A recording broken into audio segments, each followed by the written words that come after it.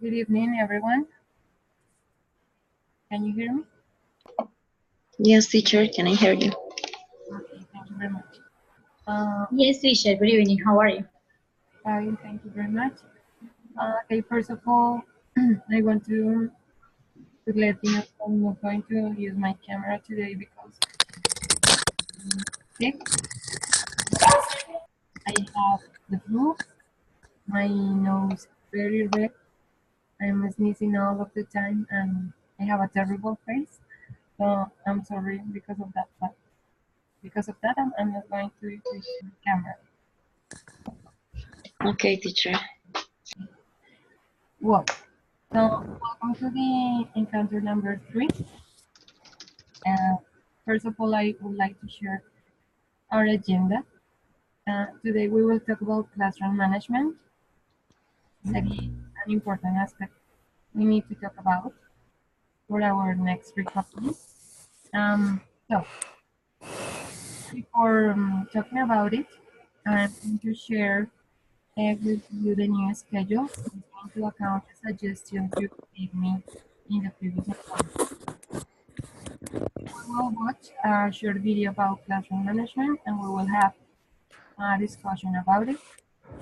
We will talk about good classroom managers, the roles of the classroom teacher, some actions to improve classroom management, levels of dominance, levels of cooperation, and awareness of high needs to students.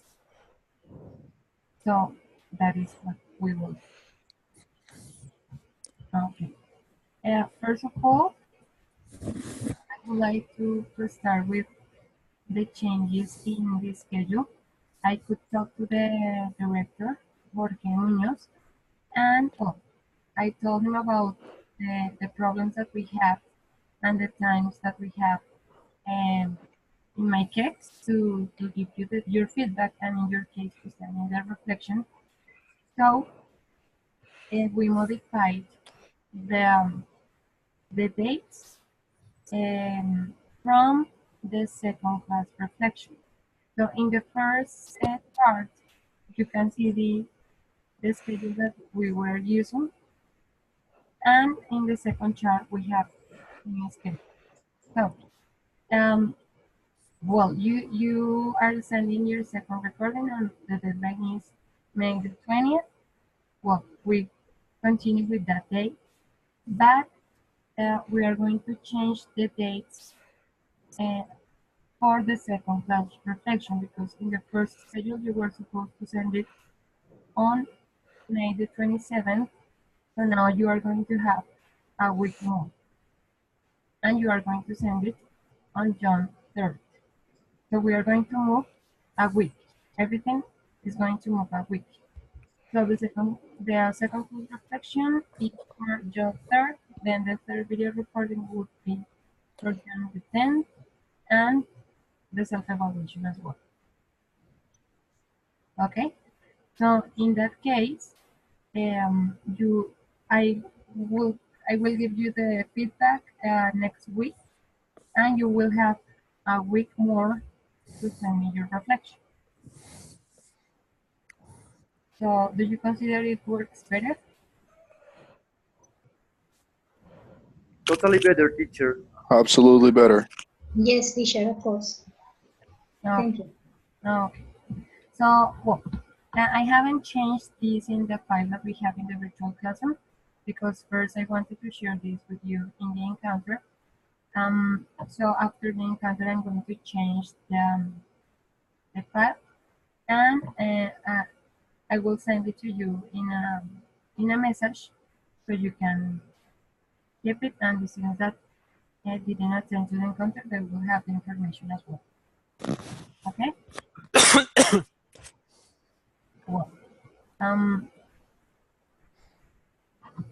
Well, so now let's talk about classroom management. So first of all, I would like to share this video with you. I'm going to play the video. I'm going to play one part of the video, and please let me know if the sound is good. If it is good, we continue watching the video. So, give me 1 second, please.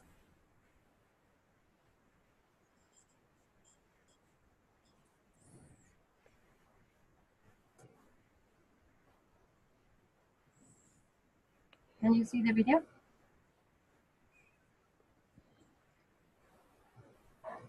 Yes, teacher. Okay. I'm going to play the first part, and please tell me how is the sound. Classroom management. Classroom management is a term used by teachers to describe the process of ensuring that classroom lessons run smoothly despite disruptive behavior by students. Number one of the top 10 classroom management tips. Okay, so please let me know. Is the sound good?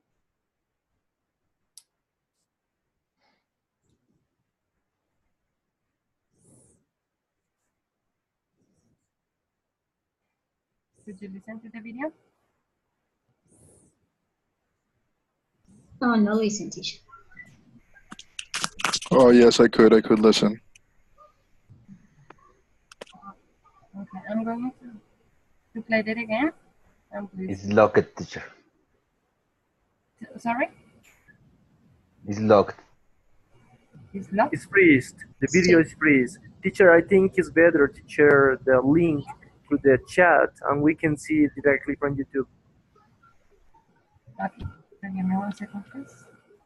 It doesn't work, teacher. Okay, okay, I'm going to copy the link so you can watch from YouTube.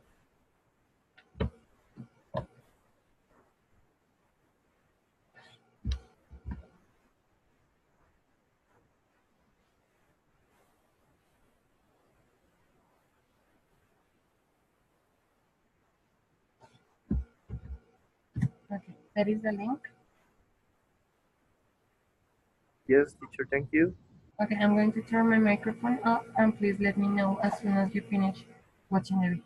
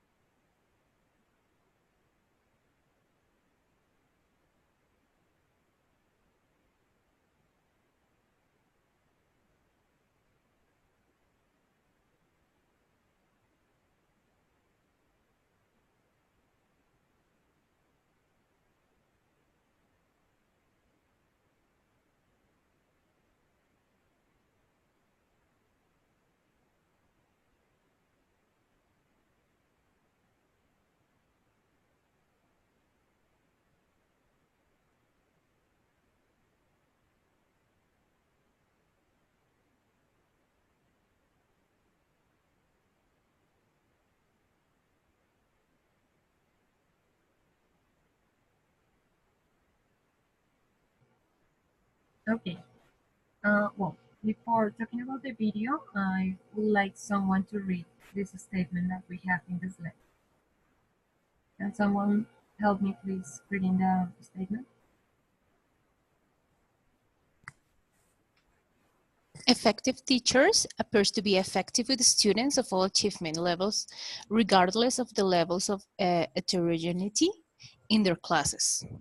Are effective classroom managers born, or can you become one if you are not one already? Okay, thank you, Leah. Well, I would like you to answer this question. What do you think?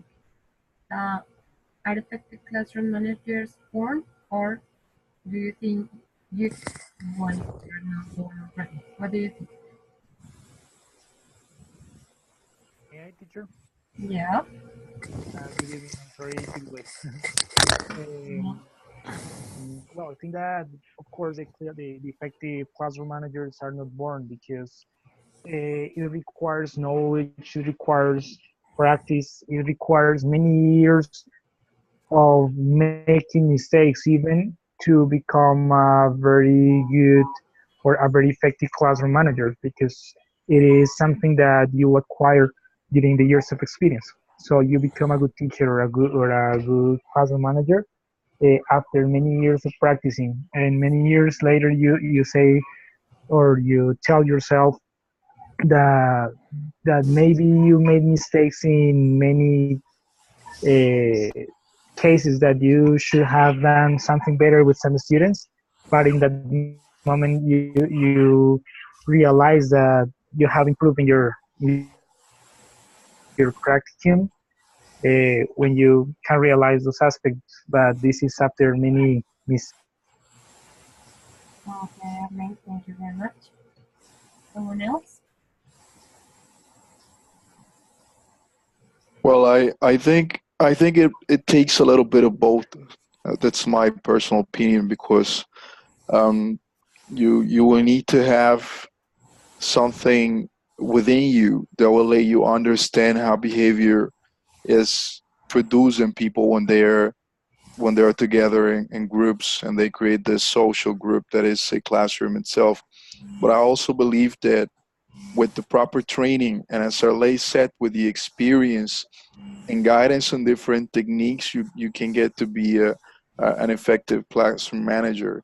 I mean, it takes a little bit of both. I mean, and also if you don't have it with training and with determination, because there's people who are shy by nature, for example, and but I've seen them overcome this problem when they resort to the proper techniques and they dedicate themselves time and Hijo, they review their practice so fíjate they que no can creo que do creo it que nos better. va a dar más tiempo para mandar ese segundo video.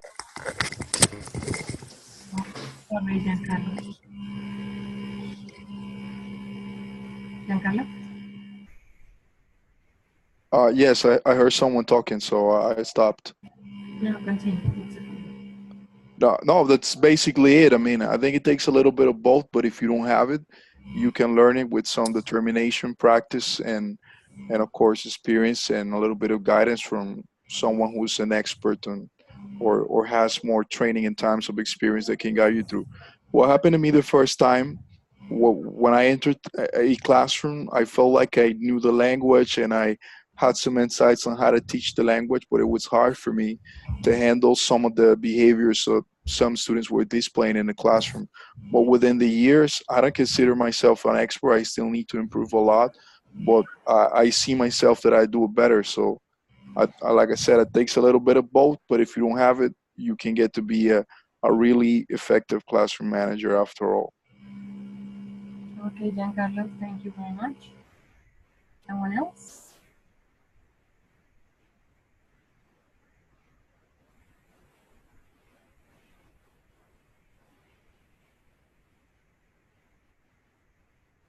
Okay. Well, yes, as Arlene and Giancarlo said, well, we need a little bit of both. Some of us have some characteristics. Maybe we can be leaders, or we can have a good tone of voice. But what is sure is that we need to train in order to have good classroom management. So, according to that, well, so here you have like the characteristics of good classroom managers. So they are teachers who understand and use a specific technique. Awareness of and training in this technique can change teacher behavior, which in turn changes the student behavior and ultimately affects student achievement positively. And this is supported by research. Yeah. So we need to use some strategies, we need to use some techniques. And for learning those techniques and strategies, we need training. Okay, so here we have like the three main roles of the classroom teacher. It is a person that makes choices about instructional strategies, design classroom curriculum, and employ classroom management. So one of those three main roles, because well, the teacher has a lot of roles, but we can consider these three, some of those main roles, and one of those roles is a good classroom management. So, what actions can we implement in our classes to have a good classroom management? So first of all, we need to identify specific rules and procedures for your classroom. We need to have general expectations for behavior.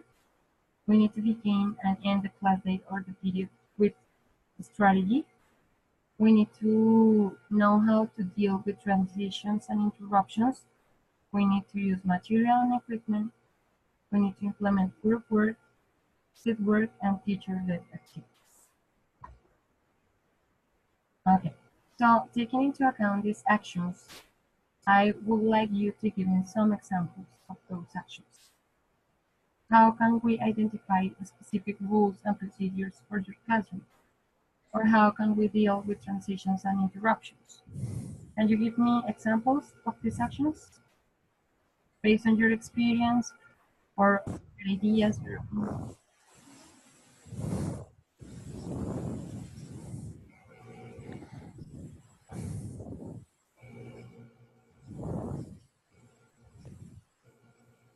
Teacher, I think that when you are in a classroom, that is like a community.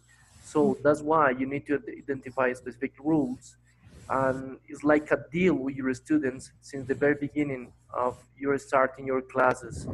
I think is one of the main points in the first class to make the rules clear, Mm-hmm.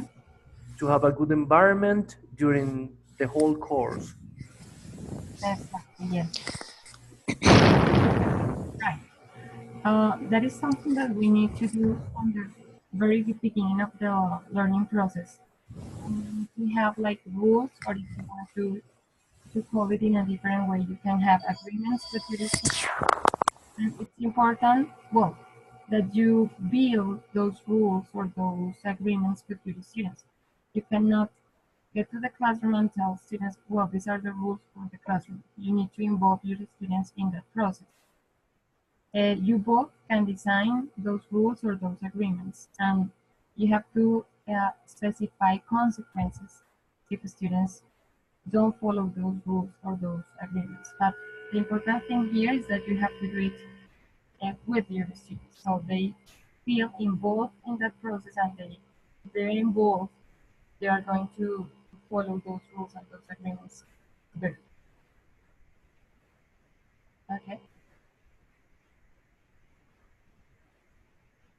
Any other examples of these actions?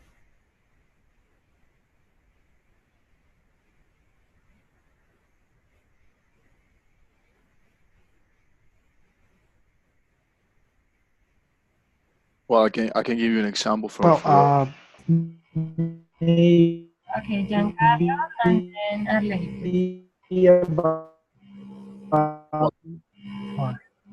Okay, Arley, I'm sorry.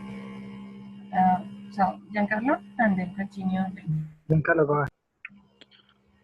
Well, I was basically expecting someone else to talk because I don't want to take much of the time. But what I was wanting to say about is identifying specific rules and procedures for your classroom is that in my experience, for example, the population that I work with is a real tough and complicated, kind of a students.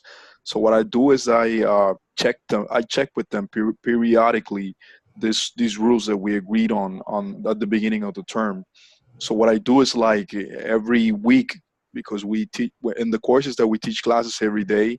When it's Monday, what I do is, okay, let's review what we agreed on, and then I start working with them after doing that, and that's worked with me because I noticed that in previous courses that I had, like 4 or 5 years ago when I started teaching, I like in the first day everything works properly, but after like a month or after 2 or 3 weeks, like they forget about it. They don't even remember what rules we have for the classroom. So by doing this, it's worked a little bit on keeping them like current with the actual rules and procedures for the classroom. Yeah, you're right. Well, in that case, when you work with adults, it could be an effective way to remember rules. For example, when you work with little kids, you can have a chart on the wall with the rules so they don't forget them. And well, yes, that is something that you need to review within the whole term, within the whole year, because the students need to remember them. Something that is also important in this part is that those rules and those agreements need to be stated with a positive language. For example, it's better to say try to manage your voice levels, or than saying don't talk too loud, for example, or be polite instead of saying don't be rude. So something that is important is to use a positive language, and it works not only for the rules and for the agreements, but also for the language you use in your classroom, in your lesson. When you call students' attention, or when you want to tell them something, it's important to use a positive language. Okay, Arle, you wanted to say something? Yeah, and is that about maybe the general expectations for the behavior? Yeah. So it happens a lot that when you as teacher know that maybe the population that you're going to handle is a difficult population. I mean, like because it has like drugs problem or violence, or also that maybe that the background of this institution or even of the place where you're working is a difficult environment.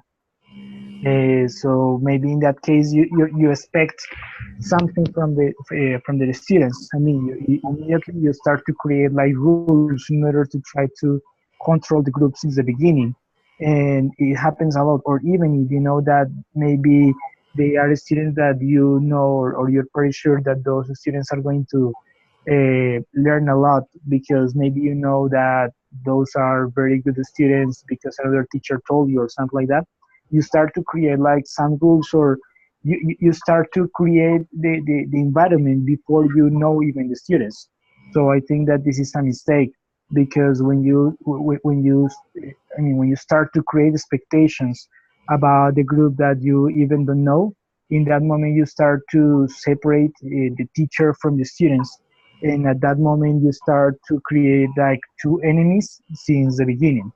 So I think that once you start to create, once you start to know the students, when you get to know the students, at that moment you know what students you have and what type of strategies you can develop with the students in order to improve the environment, and in order to create a better behavior in the classroom, but not like having expectations before. I think that you start to do something since you know what type of population you have. No, maybe like trying to have expectations before. So because I think it is a mistake, because it has happened to me a lot and many teachers I know as well. Thank you very much, Arle. Yes, you are completely right. Expectations is something really important, and sometimes teachers don't do that. And we have to let our students know what we expect from them in relation to everything, in relation to learning, in relation to behavior, in relation to interpersonal relationships, in relation to, well, everything. And we have to be sure that they know what we expect from them. Okay. Liliana says, I think that the most of the time they know the rules and consequences. The idea is that teachers remember those types of rules during the class. Yeah. Yeah. You're right. Okay. Beginning and ending.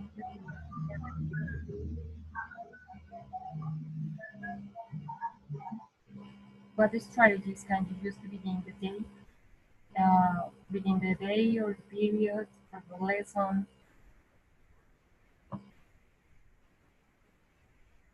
And that is something important because we need strategies to start the process, and we also need strategies to close the process.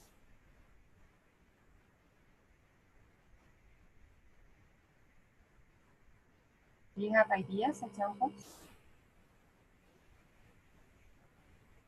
Sorry, teacher, I didn't hear you. Okay. Is that you or everyone?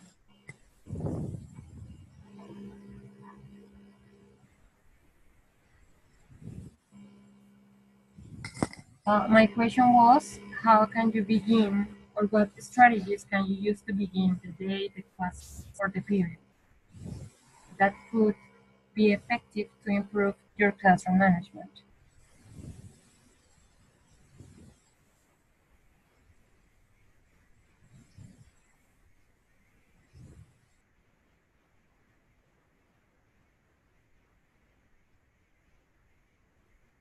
Teacher, Yeah. I don't know, maybe, for example, in my case, when I started the term in my school, I shared with my students the objective of all the course and the goals and the topics that we are going to learn in that period. And when finish the period, I try to ask him if they learn all the topics, or if they had problems with some of the topics. I think that maybe that would be an example about the beginning and the ending of the period. And that is important to know to the end of the period if the students really achieve all the objectives. No, I think that maybe it could be an example. Yeah, very good. Yes, you're right. Well, we always have to keep our goals in mind, and that is something that we have to do at the end of the learning process, and is assessing the achievement of those goals. Goals in relation to the learning process and in relation to the behavior. And that is something that we have to do. It's not enough just to set goals, but it's also important to assess the achievement of those goals. Something that is basic and that sometimes we don't do is, and that is proof that is effective to have a better classroom atmosphere, is to greet our students. We need to greet our students. If it is possible for us, we can be at the door and say hello to the students when they are arriving to the class. And that is something that we sometimes don't do. So we can say hello, how are you? And say the name of your students. That is something that helps students feel more relaxed in the lesson, and that creates a warm atmosphere in your classroom. If you have that possibility, you can be at the door and say hello to each of your students. But well, if you have 40 students, it's kind of difficult because it's going to take too long, but that's something important. Greet your students and say goodbye to your students because they are going to feel that you care about them. So that is something really important. Okay. In relation to transitions and interruptions, Okay, so here Blanca said to socialize the expectations of the class. That's right. And Arley says showing the classes something interesting and helping them to feel comfortable with the learning process and giving them in a hard way because they will hate what they are learning, right? And Giancarlo said, I usually do an activity where all students greet each other too. That's great. And ask about their days before getting into class. Santa says, I believe that the first thing is to arrive with a good attitude, with enthusiasm to carry out the class. Within the class, you can manage the positive points of your words to motivate the students to for a certain topic related to positive and see what things to do. Very good. Yes, those are very effective strategies to have a more relaxed atmosphere. Yeah. Okay. In relation to transitions and interruptions, what can you do?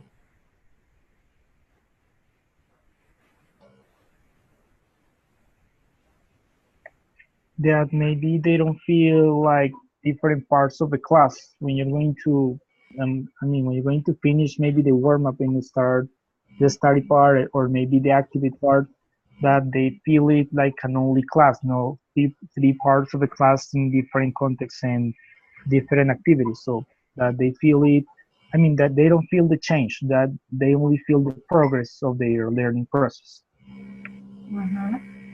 Okay, like have like a coherent process. Uh-huh. Well, Yep. I think what's the most important in terms of classroom management for transitions and interruptions is time. And transitions, when you allot a lot of time between one activity and the other, it allows time for the students to get distracted, to start talking to each other. They would take their cell phones out. They'll just let the mind go away from your classroom.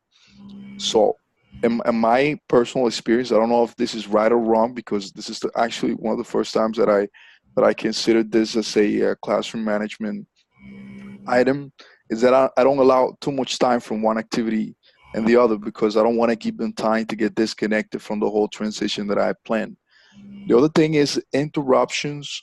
I used to tell my students that if they want to ask something that is not related to the class, I would expect them to talk to me after the class because sometimes they want to ask me questions about stuff that is not related to the class, and I try to stop that.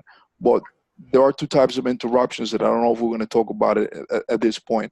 One is an interruption that happens during the class that doesn't have an intention from the student side to like create that type of interruption, and the other one is when it's related to behavior. When there is a behavior from the student side who is willingly trying to interrupt the classroom to create problems. So I don't know if this is part of it, but that's basically what I do. I mean, I just try to let them.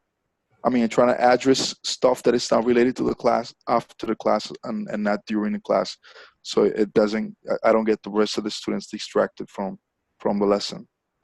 Exactly, Giancarlo, you're completely right. Yes, we have those two kind of interruptions, and we need to create strategies to avoid wasting time and distracting other students from the topic we are teaching or the activity we are developing.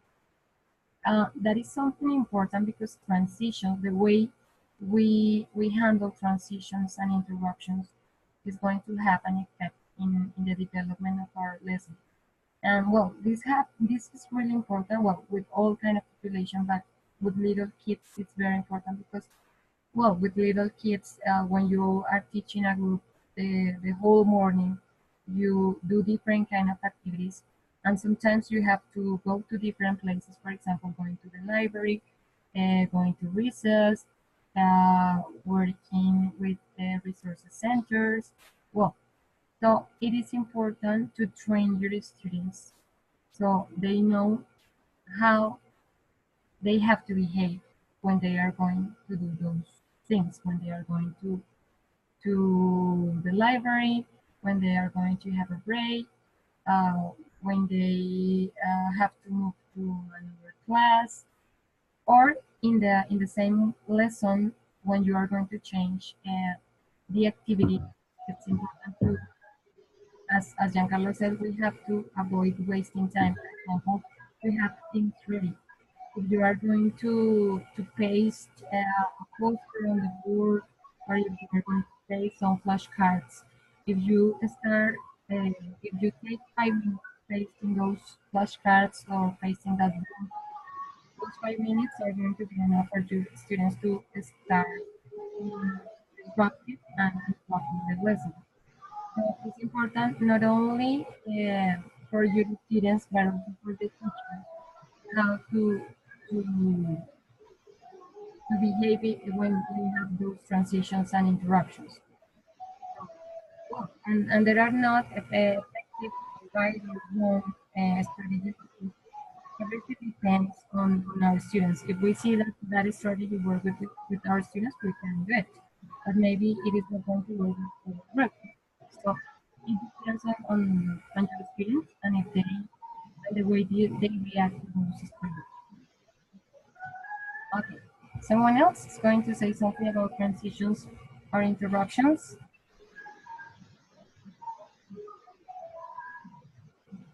Okay, here Giancarlo says the behavior code we set also serves to avoid losing control in between transitions. Yeah, that is something that we can include. So if you can hold behavior code in the classroom rules or classroom agreements, yeah, that would be included here. Okay, material and equipment. Well, teacher, me. Yeah, Teacher, I think that this is one of another important item because if we as a teachers take good materials to the class in order to improve their lesson, our students motivate to participate in class because maybe when only we use whiteboard and markers no more, our students are bored in class.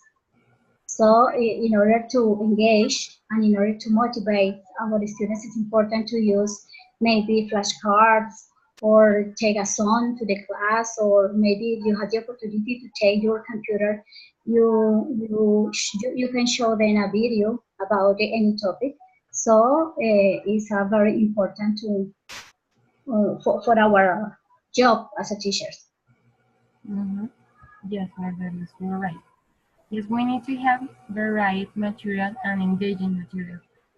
And well, we try to change it because if you are a teacher that always brings worksheets to the classroom, well, maybe the first time students are going to work good, to be motivated with the worksheet, but if you always develop worksheets and worksheets and worksheets, students are going to be bored.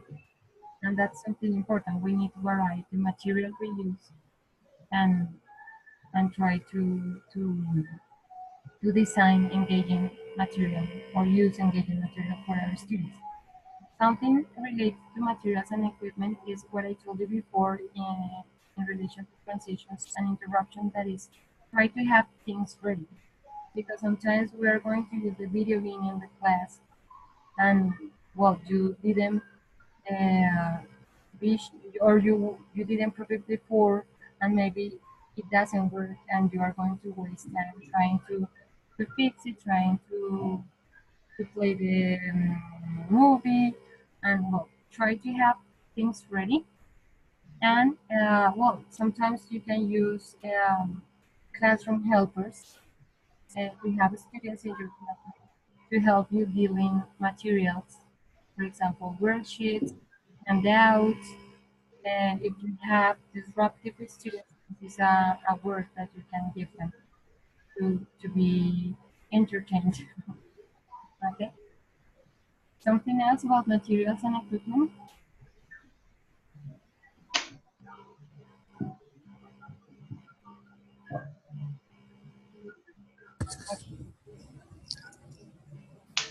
Sure, I think it's good to have all the materials personalized because in that way the learning is going to be significant for the students.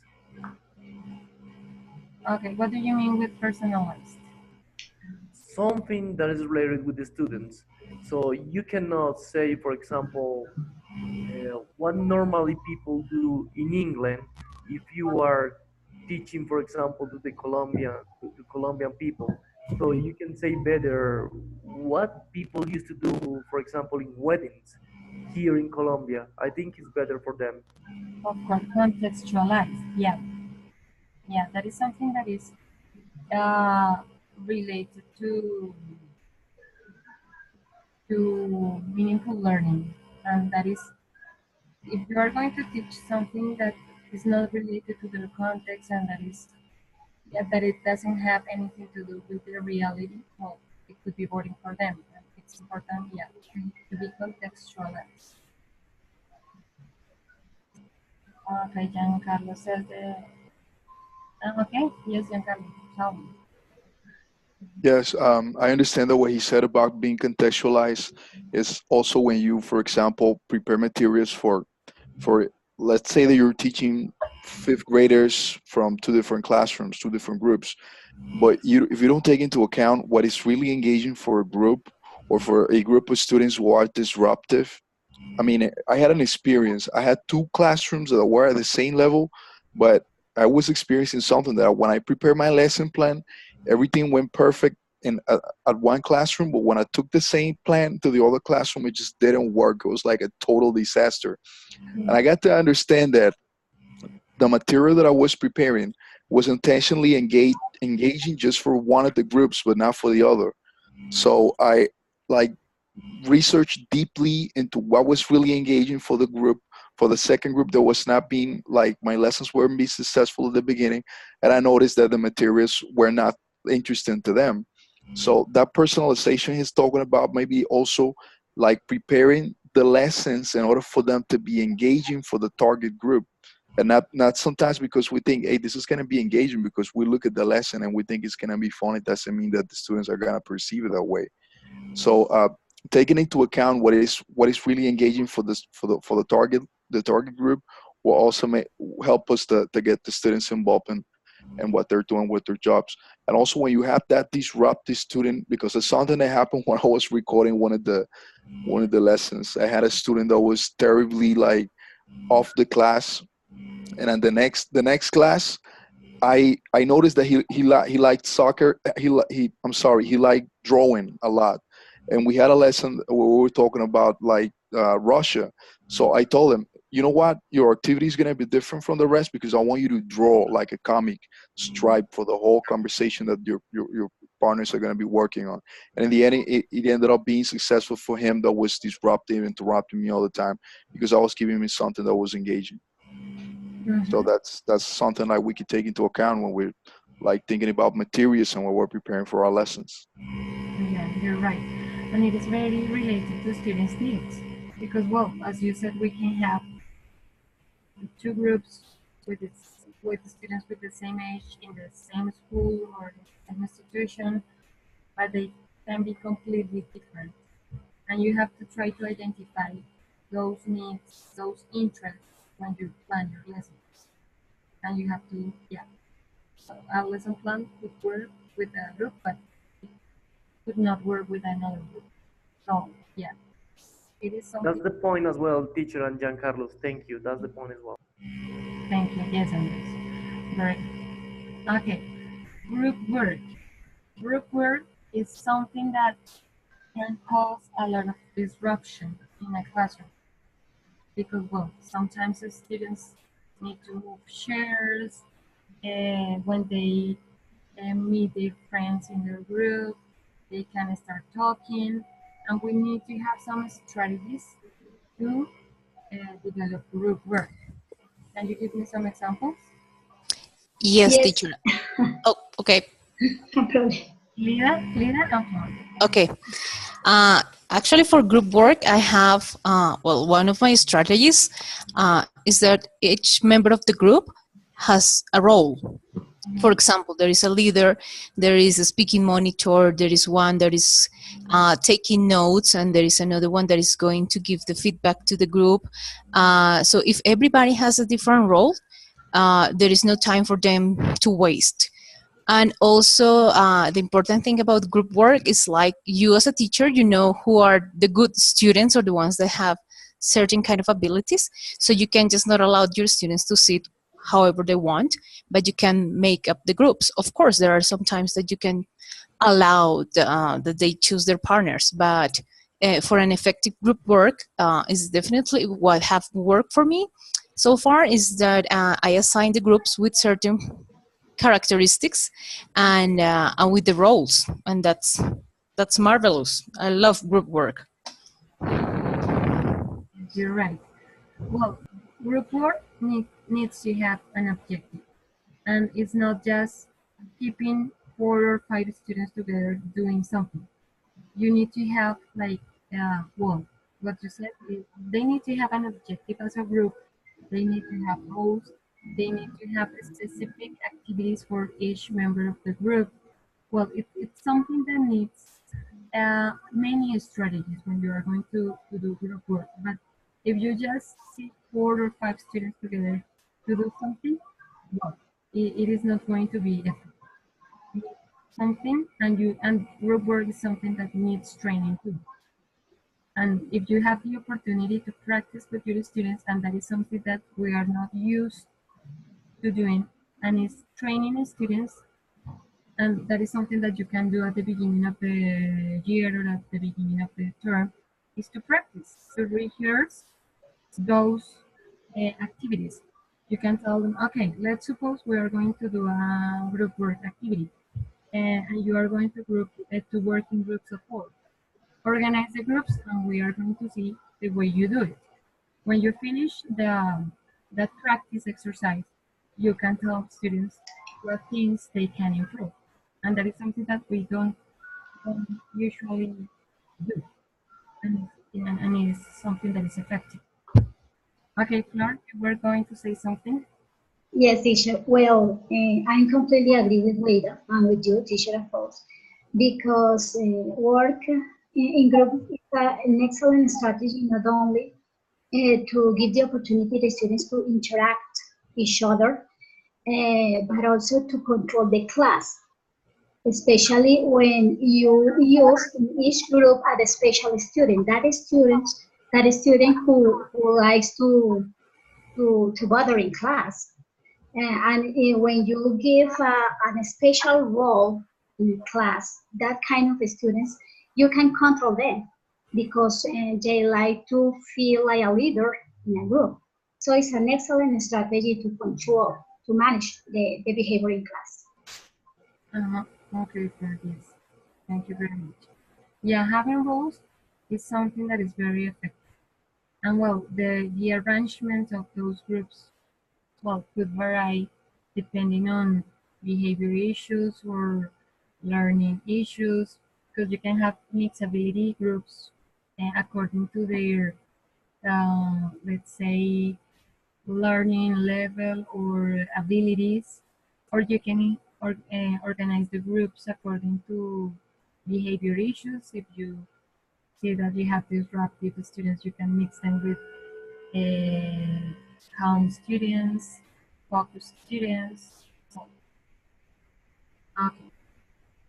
Well, the last action that is field work and teacher related. What do you think about it?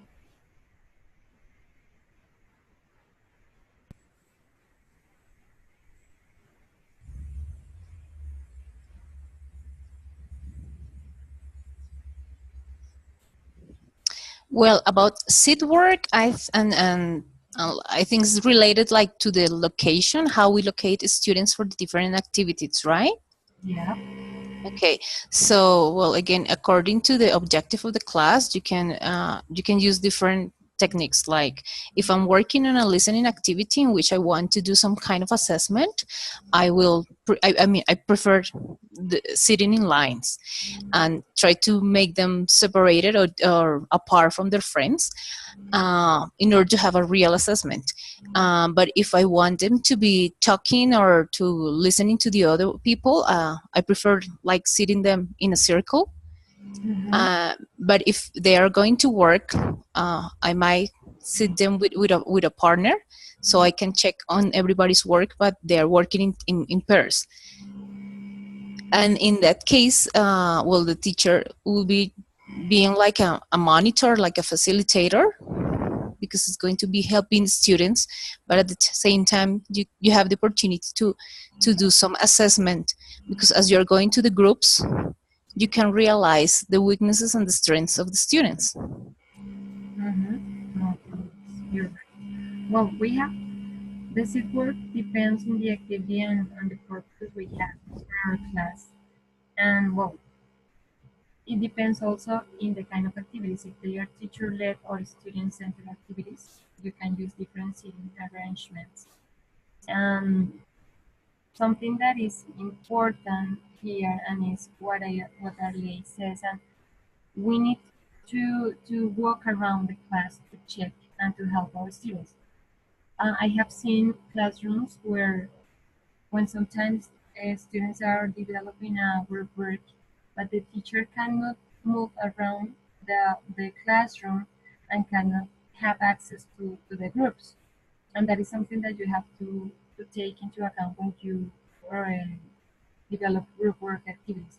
It's important the teacher to have the space to move around and to have access to the different groups and to the different students, because sometimes students are all together in the middle of the classroom and the teacher only can talk with the ones that are in front of him or her.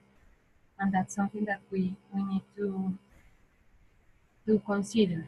And also the way we arrange our classroom in relation to seat work is going to affect our students' mental.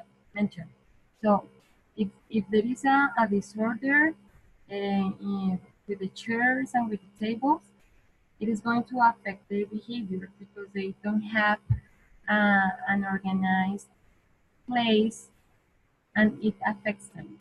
So that's something important. Okay, something else about sit work.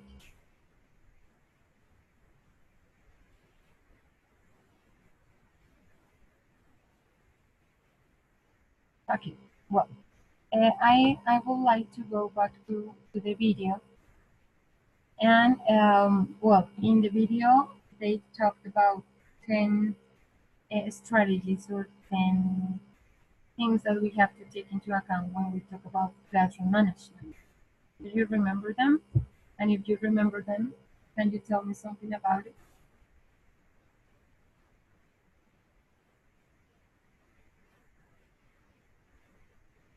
Do you remember? Sorry, teacher, can you repeat it, please? About the video. They talk about 10 strategies to improve classroom management. Do you remember those strategies?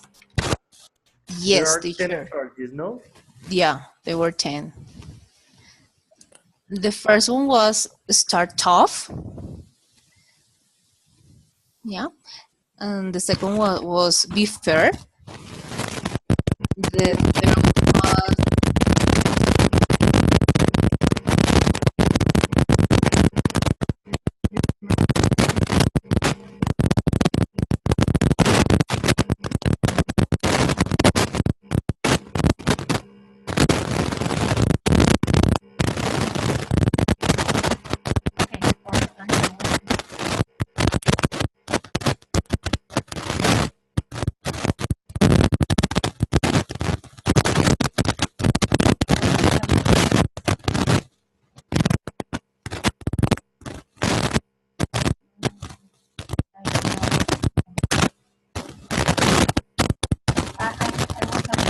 about the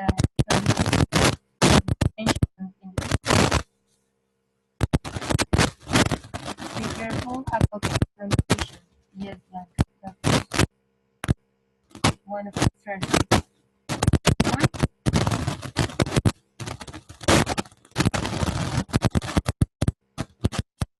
Can you hear me?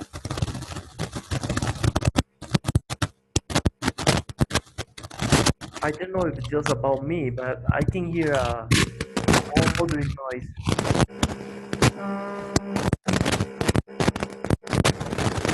Okay, give me 1 second. I try to check what is happening.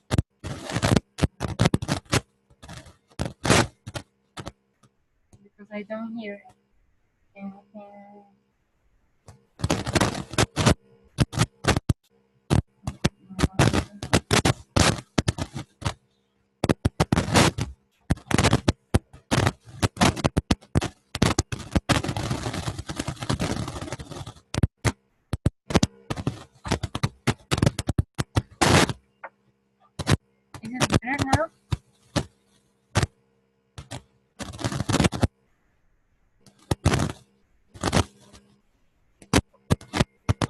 Can you hear me?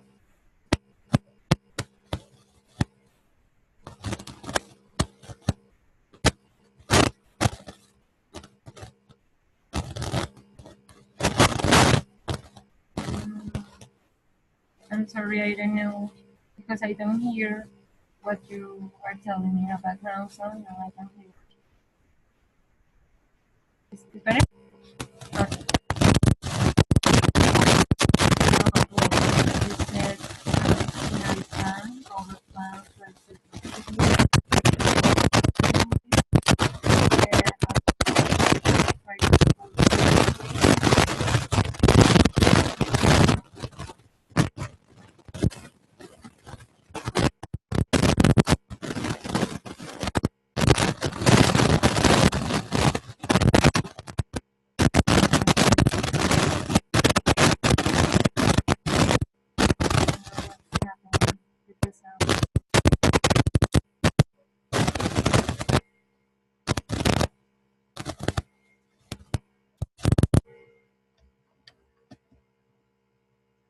Can you hear me?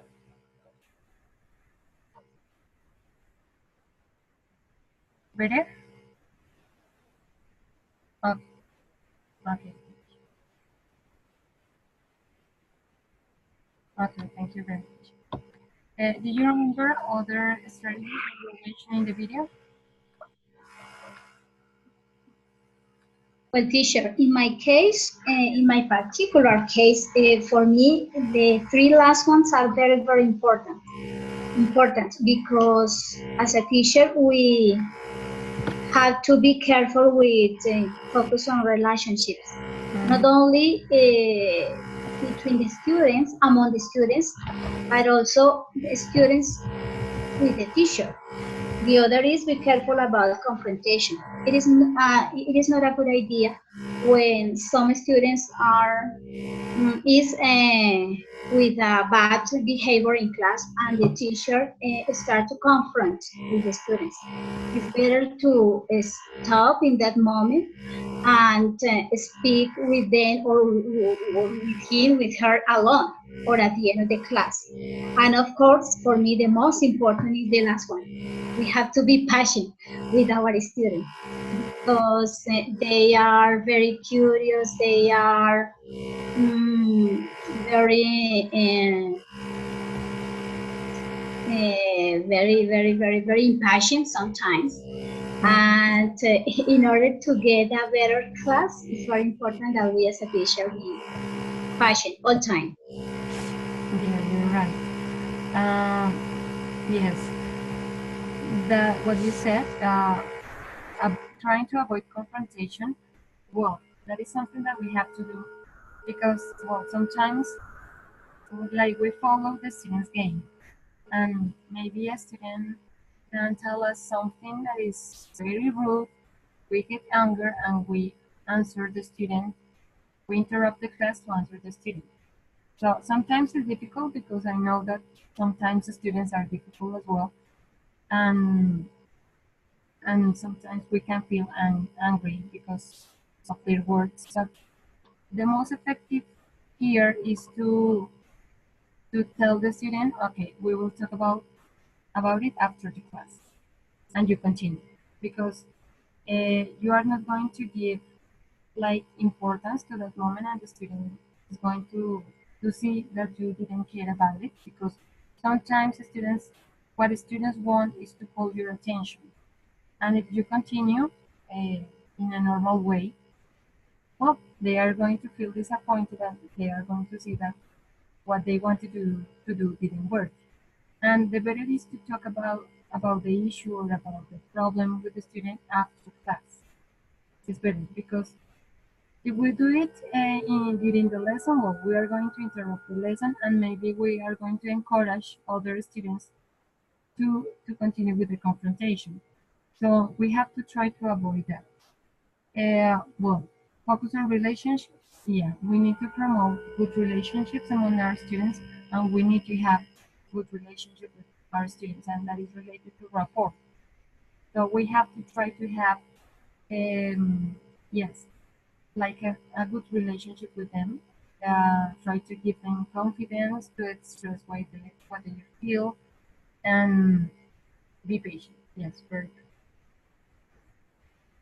Something else about the video that you consider important?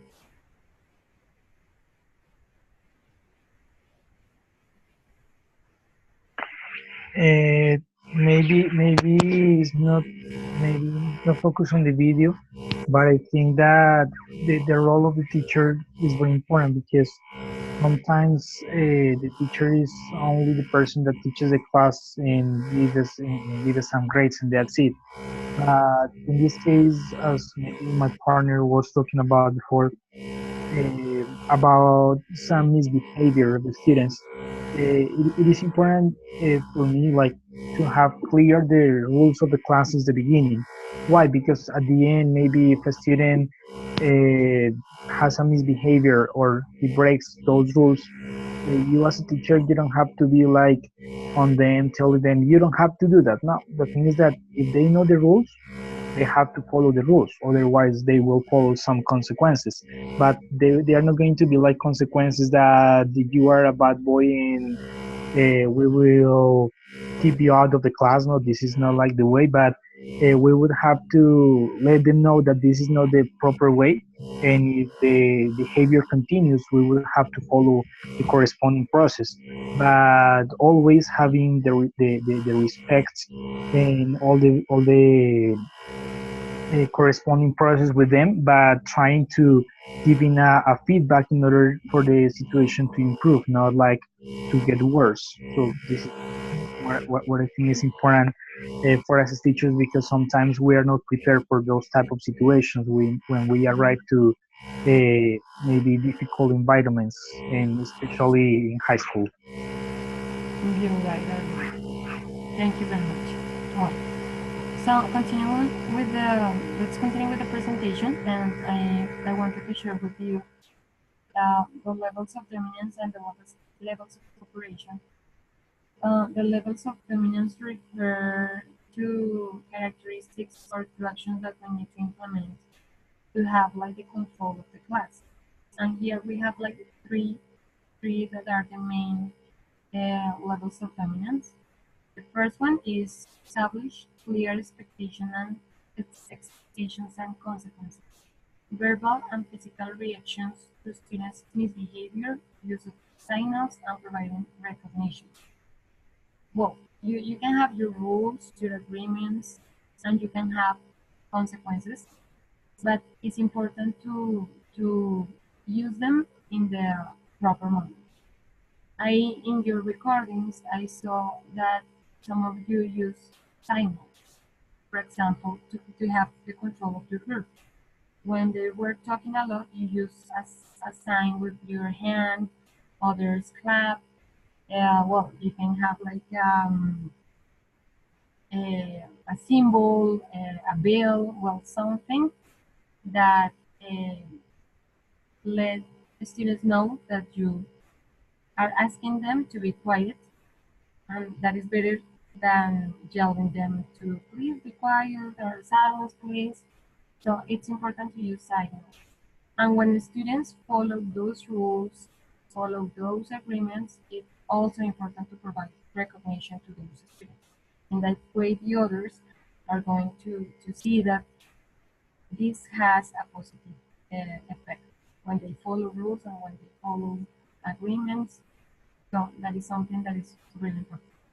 It is also another level of dominance is establish clear learning goals. As we have mentioned before, students need to know what you expect from them, and you have to provide feedback on those goals. Exhibit Sure, I'm so sorry, but I'm a bit confused with that statement. Establish clear learning goals. Can you give me please some examples? Because I don't know, maybe you are showing them the topic before the class start, so that's why I'm a little bit confused. you need to have learning goals in your lessons. Well, you can have different types of goals. You can have content goals. You can have language goals. You can have behavior goals. So you can have different types of goals.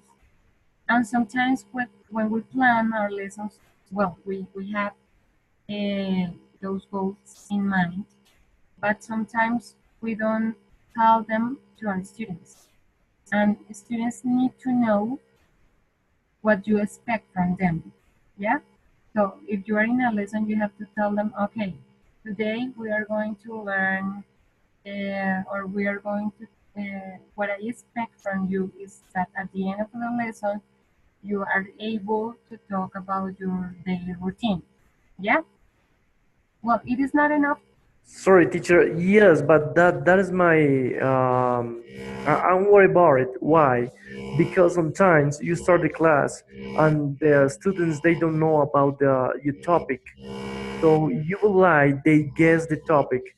So if you introduce like that, it's not going to be any surprise for them. Okay, no, there's no problem. You can start with the exercise of guessing or making inferences about what you are going to teach. Well, you can start that way. Once they guess or once once you finish that exercise, it's important you to clarify the goal. Yeah. Okay. Well, but it's something that is research based. Yes, you students need to know the goals. If you want to have a surprise, well, you can do it. You cannot tell them the goal at the beginning of the lesson, but once you finish that activity of guessing or or formulating hypotheses, you have to tell them the goal at any moment. Yeah, but they need to have the goal and why they are learning what they are learning and why that is going to be useful for them. Yeah. Okay, teacher. Thank you very much. I was confused because, of course, every lesson plan has to be some goals, but I had understood that you didn't have to tell them. Uh-huh. Yeah. In fact, I think that in the previous encounter, when we were talking about goals, I presented some strategies to socialize those goals, and one of them was formulating hypotheses or asking students to guess what the lesson was going to be about. So yeah, you can do it. Well, it doesn't matter the moment because it depends on your activities. But what is sure is that students need to know that goal in a formal way. Okay. And well, the third level of dominance is exhibit assertive behavior. Well, that is related to your body language, your tone of voice, and well, those things are, or those are aspects that we improve with practice and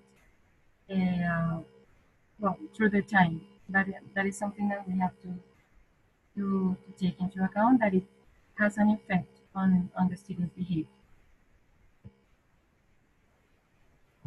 Okay. The other aspect is the levels of cooperation, and well, there are three as well. The first one is to provide flexible learning goals, set their own objectives, giving choices, second chances. Well, sometimes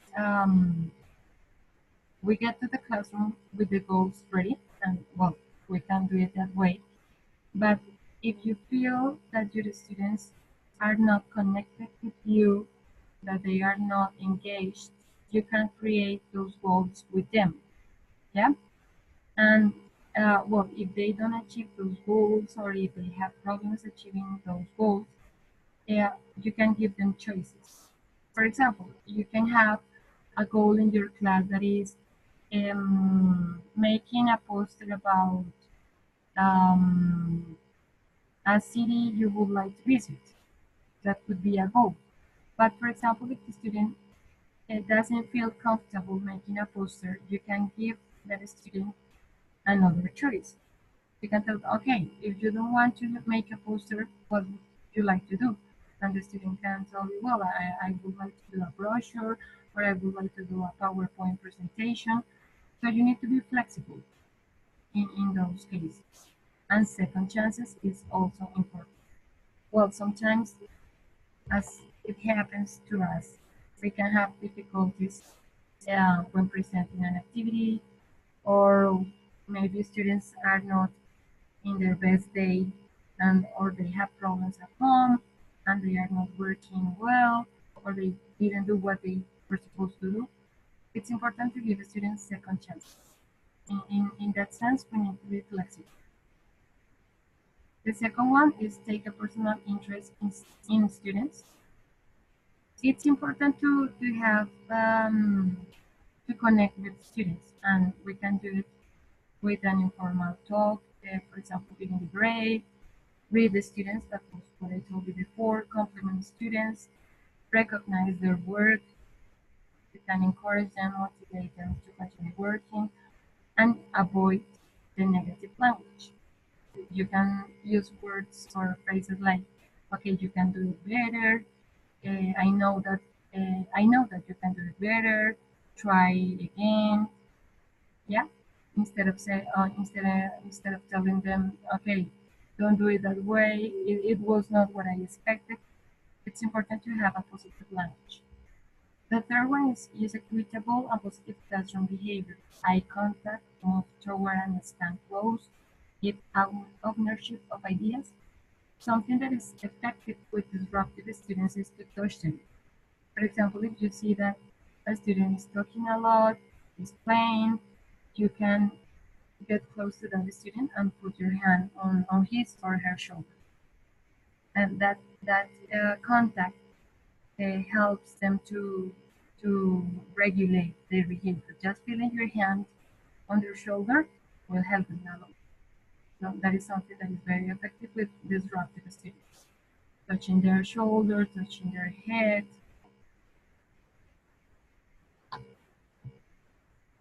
Do you have comments about this or questions? Encouraging words, yes, Flor Elise. Very Well, I might have something, but I don't know if it's part of levels of cooperation. good. It has to do with something that is called sense of achievement. When you prepare a lesson, you need to make sure that all students will get some sort of sense of achievement. If they feel that whatever the class is about, they're not able to make it at the end of the lesson, it creates some sort of tension. It downgrades student self-esteem, and it starts raising that unsatisfaction from the students that later translates into problems in behavior, attitude, and all that stuff.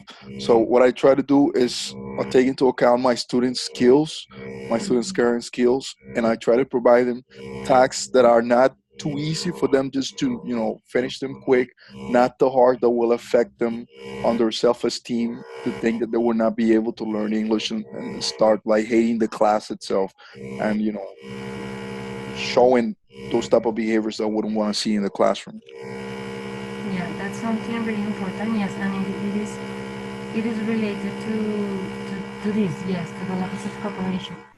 You have to tell them, your students, that they are able to do what you expect from them. That they have the skills, that they have the abilities. Yes, if you get to the class and you tell them, okay, that is this activity is difficult, so you need to put a lot of effort. Well, it's going to create well, or they are going to be blocked from the very first moment. So you have to let them know that they are able, that they can do it, that it's not difficult. That is that is something important, and that is the sense of achievement. Yes, and thank you very much. Okay. Well, and this is the last aspect that I wanted to talk about, and that is the awareness of high needs students, and it's related to differentiated instruction. And we need to, well, we know that we work with human beings, and they they are different. They have different needs. They have different backgrounds, and well, we need to be aware of that. And we cannot try students in the same way because they come from different families. They have different backgrounds. And well, we have like this kind of students. These are some because we can have many kinds of students in our classroom. Well, we have like the passive students, the aggressive students, the students with attention problems, the perfectionists, or the socially inept. And when we are aware of those students, we can create strategies to give to those students and to help them have a better learning process. And well, these are like some characteristics of those students. Well, we have the passive students that they are afraid of relationships, they are afraid of failure. So these kind of students need encouraging words, as Flor said before. We need to help them feel secure. We also have the aggressive students. They are hostile, they are oppositional, they are covered. So, well, it's different. Well, there are different strategies according to these students. But if you try an aggressive student with an aggressive attitude, it is not going to work. So sometimes you need to be an aggressive students sometimes have like they need affect, and you need to try those students with affection. Students with attention problems, well, we can have the hyperactive or inattentive students, and well, they need to be focused all of the time. They need active activities, and well, we have the perfectionists and socially inept. Do you or have you implemented strategies with these kind of students? What other kind of students have you found in your classrooms? What do you think about this? Teacher, once I had a student that always was using her cell phone. So one of the strategies I used was asking her most of the time. But that at the beginning was good, but then was wrong. Why? Because she was on the spot and she felt like pointed out by me. So she thought that I was pushing her. Yeah. And what did you do? So it's good to have some punishment to them. It's not punishment. It's like strategies, but we cannot exaggerate. Otherwise, the students are going to be like punished. Yeah, you're right.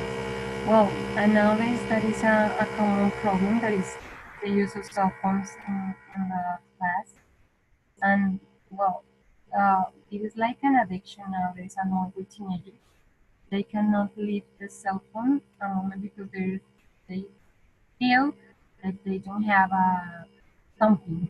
That it is like if they didn't have an arm or a leg, if you ask them to give you the cell phone, they feel that you are taking out from their body. It's part of them, and that is a problem that we have.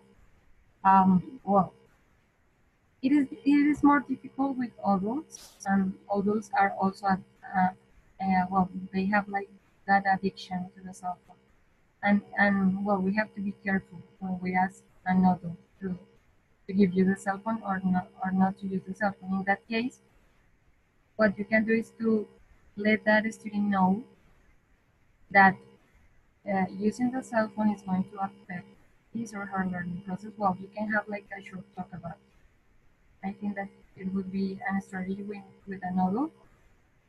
With teenagers, well, you can ask them to give you the phone, or you can have like a box at the beginning of the lesson where they put their phones in and they can take their phones at the end of the lesson.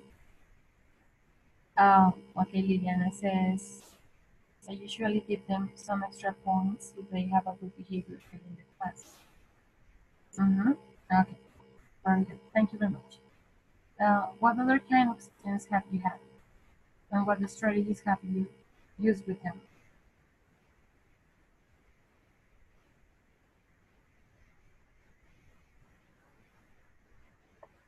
And maybe with the perfectionist student that he always tries to get the excellent thing, and maybe if he doesn't get the exact goal, he feels that he doesn't know anything. So with those students, we would have to maybe congratulate them for what they got and tell them that everything is a process and they will learn maybe step by step. So nothing was born in one day. So maybe that would be the expression that we would use with those type of students, and also maybe with a hyperactive student. I would use like strategies where the student is always doing something but is learning at the same time. Yeah, you're right. And the perfectionist students almost always take longer to do activities and they don't finish on time. And well, that is something that you have to tell your perfectionist students. Okay, you have to take advantage of the time.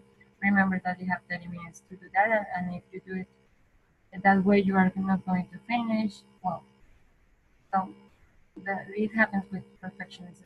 Well, I'm going to stop here because I know that it's late. Well, this is something for you to improve your classroom management in your next recordings.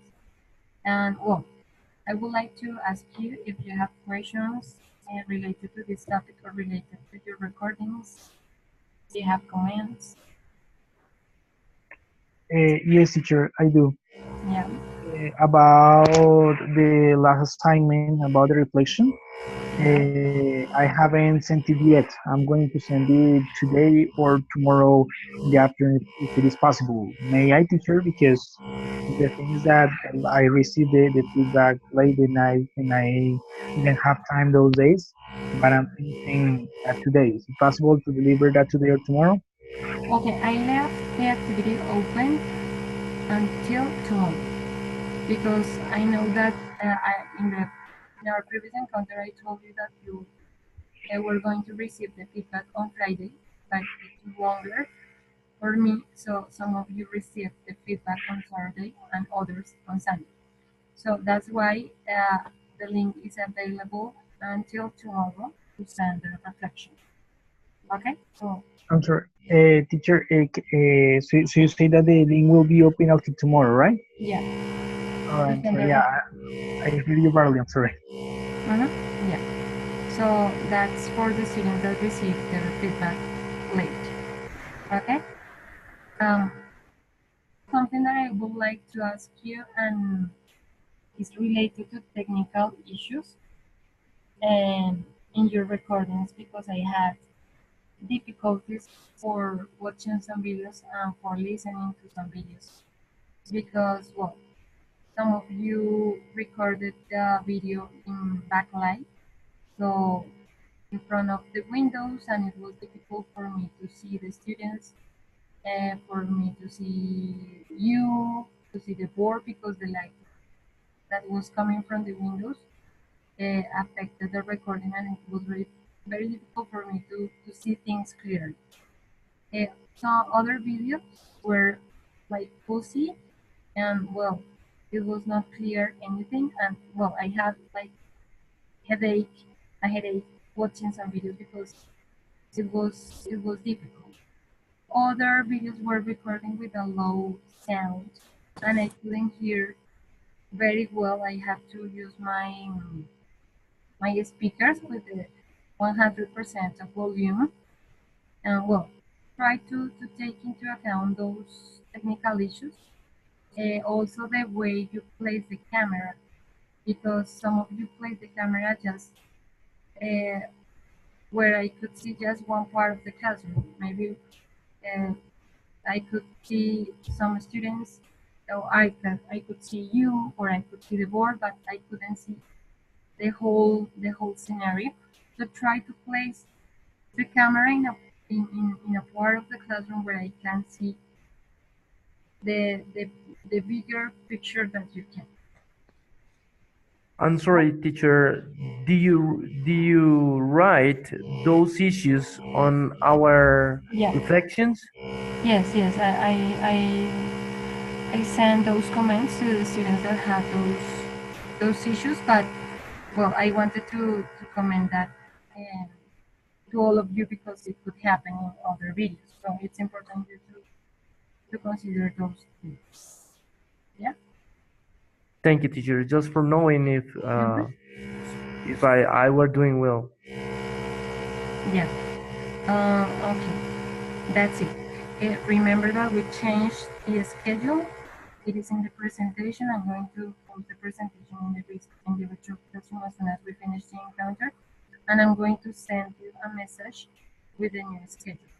Remember that you are going to have a week more to present the second reflection. We move a week. Okay? Okay, thank you very much, teacher. Okay. Okay, so thank you very much for attending the encounter. Have a good week. Have a good night. And see you next week. Thanks again. Have a good night, everyone.